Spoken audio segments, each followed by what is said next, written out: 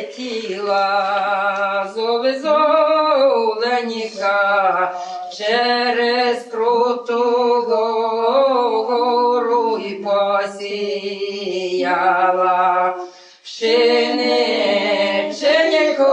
зібрала поло, посіяла пшеничку,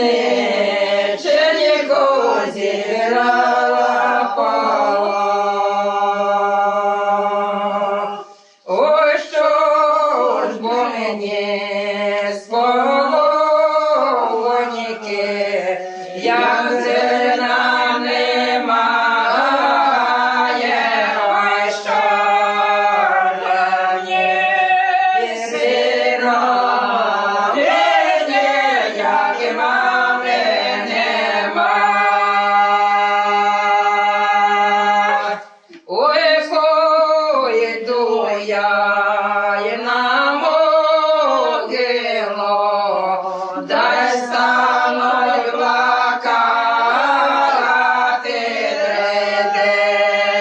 прийде рідна мама, косо розплета. Прийде рідна мама, косо розплета. Іди, доню, іди додому, вари вечеряти, а я піду повечері, косо розплета.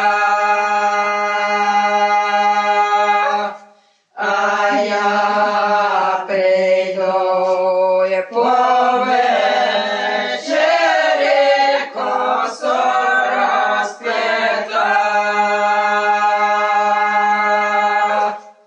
Ось дівок, рідна мати, мене старий батько син раз водою приносила з тихого Дона.